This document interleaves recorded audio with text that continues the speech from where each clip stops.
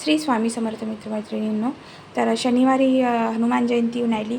खूपच छान योग आलेला आहे शनिवार आणि हनुमान जयंती. त्यामुळे आपण कशाप्रकारे पूजा करावी, हनुमानाला कोणता नैवेद्य दाखवावा, हनुमान जन्मोत्सव कसा साजरा करावा याबद्दल मी माहिती सांगणार आहे. तर सर्वात आधी सकाळी उठल्यानंतर जवळ कुठलेही हनुमानाचं मंदिर असेल तर तिथे एक नारळ व तेल हनुमानांना अर्पण करावे.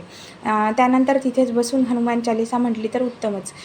किंवा मग घरी आल्यानंतर तुम्हाला पूजा करताना हनुमान चालीसेचे 11-21 जितके पाठ करायचे असल्यास तितके करावे. व आपण रामनवमीपासून तर हनुमान जयंतीपर्यंत जर हनुमान चालीसेचे पारायण केले असल्यास त्याचे पारणे करावे. पारणे करताना कुठल्याही केशरी मिठाईचा नैवेद्य दाखवावा. मग ही केशरी मिठाई प्रथम कुठल्याही जवळच्या मंदिरात वाटप करावी व नंतर घरी येऊन सर्वांना वाटावी. तसेच हनुमान जयंतीला एक विशेष उपाय तुम्हाला मी सांगणार आहे.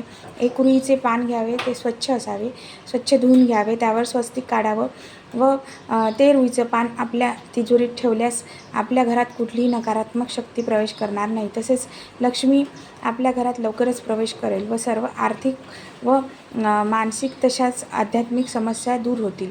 श्री स्वामी समर्थ.